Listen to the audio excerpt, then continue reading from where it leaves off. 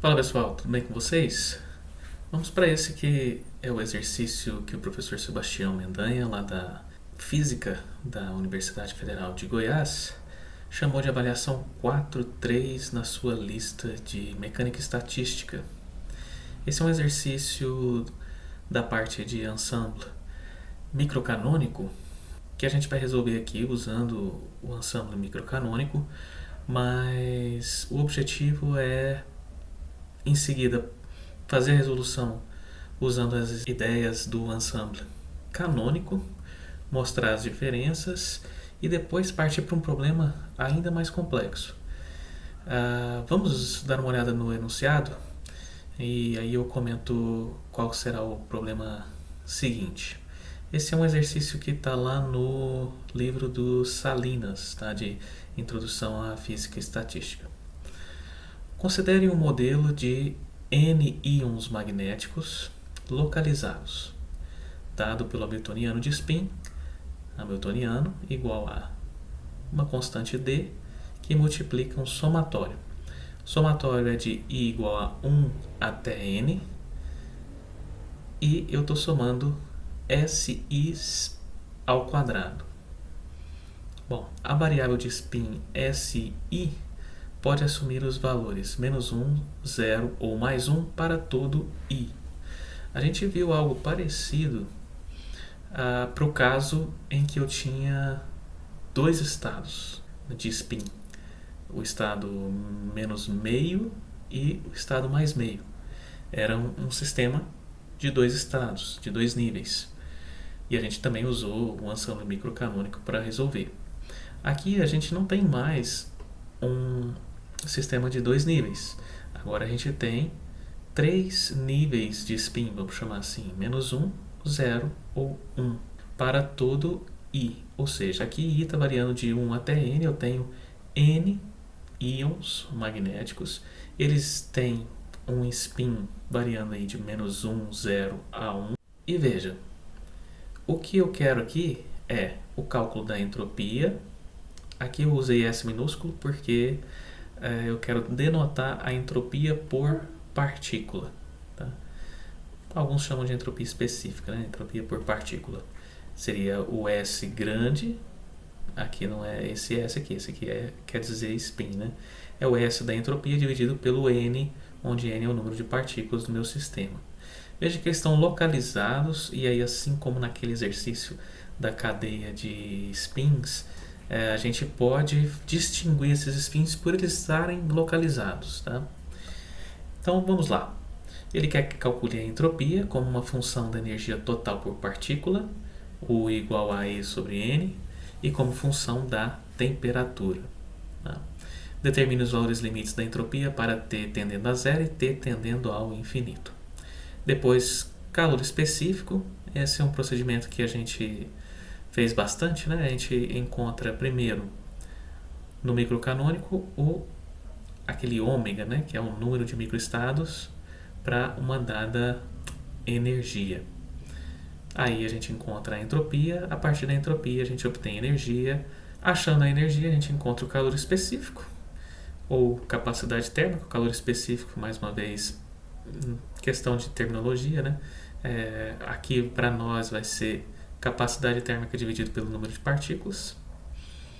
E depois um esboço do gráfico calor específico por temperatura, verificando a existência de um máximo associado ao efeito Schottky. Bom, depois dessa introdução, vamos ver então como a gente vai proceder. Só comentando, o exercício que a gente quer resolver no final das contas é um exercício que envolve essa situação, uma energia associada a esse Hamiltoniano de spin, e uma energia associada a um termo que não está aqui, que é quando eu tenho um campo magnético externo atuando sobre esses spins.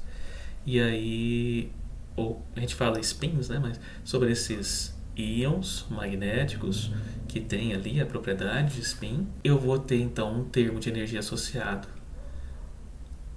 a o módulo ao quadrado aqui, né, do spin, SI quadrado, e mais tarde a gente vai tentar resolver um problema mais complexo, que é utilizando um segundo termo aqui com o campo magnético externo ligado. Como é que a gente vai proceder? Como a gente sempre procede no microcanônico. A gente começa avaliando para valores aqui de N pequenos, né? No caso de 2 íons apenas, meu hamiltoniano fica assim. É um somatório. Às vezes a gente fica com medo desse sinal de somatório, né? Mas na verdade é uma soma, né? Então é D, está aqui a constante D, que é igual para todo mundo. Tem unidades de energia, já que esse SI aqui vai ser um número, tá? Um número ao quadrado. Então, esse D com unidades de energia, multiplicando. A soma, meu N vai até 2. Então, S1 quadrado mais S2 quadrado. Nesse caso aqui, como eu tenho 2 spins, eu tenho várias possibilidades. Veja lá então. Para S1, eu posso ter menos 1, 0 e 1. São esses os únicos 3 valores que a gente tem. Só que eu tenho S2. E S2 também pode ser menos 1, 0 e 1. Ora, eu tenho 2 locais ali de rede, S1 e S2. Esse aqui tem 3 possibilidades, esse aqui tem 3 possibilidades. Então, no final, 3 vezes 3 igual a 9 possibilidades desses dois juntos, né? E essas 9 possibilidades, elas estão aqui. Quais são as energias associadas? Ora, se eu tenho, como aqui, os 2 íons com spin 0, eu obtenho energia 0. Que aqui fica 0 ao quadrado mais 0 ao quadrado, e isso vezes D dá 0. Se eu tenho, como aqui na primeira linha, menos 1 e menos 1, fica menos 1 ao quadrado mais menos 1 ao quadrado, dá 1 mais 1, 2D. Se eu tenho um igual a 0 e o outro igual a menos 1, ou o outro igual a 1, eu vou ter 0 mais 1. Vou ficar com D. Então, eu tenho que avaliar agora a energia para cada uma dessas configurações, cada um desses microestados de energia que eu encontrei. Bom, menos 1 e menos 1 dá 1 mais 1, 2D. Aqui, quando tenho, então, menos 1, menos 1, menos 1 e 1, 1 e 1, eu vou ter 2D. Aqui 1 e menos 1 também, né? 2D, 2D, 2D, 2D. Beleza.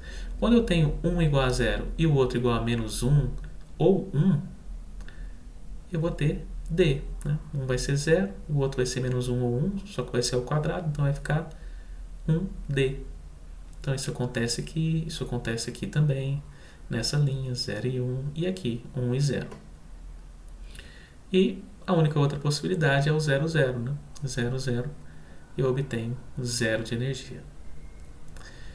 Então, avaliando agora para cada uma das energias, quantas vezes essas energias aparecem, né? Qual é o grau de degenerescência de cada um desses estados, microestados. Bom, para E igual a... veja que eu tenho 0, D e 2D. Não fui além, né? Veja que aqui aparece 0, D e 2D para N igual a 2. Aparece um 2 aqui e aparece um 2 aqui. Então parece haver uma ligação entre a máxima energia e o número de íons. Bom, para E igual a 0, o número de microestados para essa energia, né, associada a essa energia, é 1. Associados à energia D, eu tenho 1, 2, 3, 4. Então, 4 microestados, né? 4 vezes degenerado. Esse aqui não é degenerado, né? Só tem 1. Para 2D, eu tenho 1, 2, 3, 4 também. Então, também 4 vezes degenerado. Somando aqui, eu tenho que ter todas as possibilidades, né? 1 mais 4 mais 4 dá 8 mais 1, 9. Beleza. Maravilha, está super consistente. Veja que depois eu quero generalizar esse ômega. Em função de quê? Em função dos dados do problema. Eu quero colocar ele em função de n, que é um dos dados, e dessa energia E. Tá? Como é que vai ficar? Bom, vamos avaliar para esse caso aqui a combinação dos dois íons que eu tenho na rede, sendo que dois deles estão com estado de spin 0, 0 estão com estado de spin menos 1 e 0 com estado de spin mais 1. Aqui são os dois íons permutados, um deles em menos 1 e o outro em 0. Aí eu obtenho D. Mas eu posso também ter esses dois íons permutados, um deles em 1, né, estado de spin 1, um deles em 0 e nenhum, nem menos 1. Então eu preciso ter 1 em 0 e 1 em 1 ou menos 1. É o que a gente está dizendo aqui. Então eu tenho 2 fatorial sobre 1 dá 2. Aqui mais 2 dá os 4. Aqui 4 microestados. Como é que eu posso compô-los? Bom, pego os dois íons de tal maneira que eu posso permutá-los, mas eu sei que ou eu tenho, e o ou aqui está representado por cada uma dessas somas, né? Ou eu tenho os dois em menos 1, de fato, e 0 nas outros estados de spin, porque aí eu vou ter 1 mais 1, 2, né? 2D, beleza.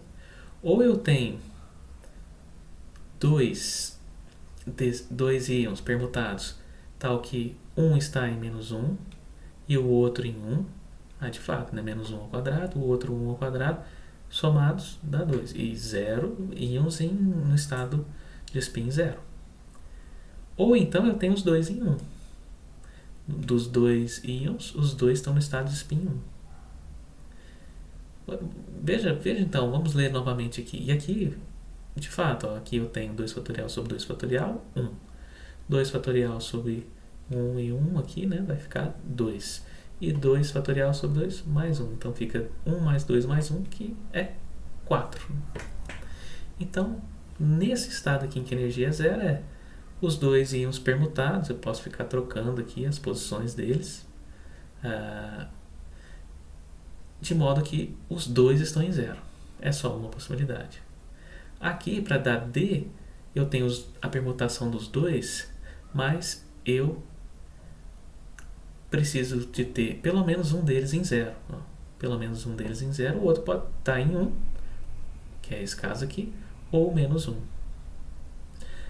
Para o caso 2D, energia 2D, eu permuto esses dois íons, só que eu tenho que ter os dois em menos 1, os dois em 1, ou um em menos 1 e o outro em 1.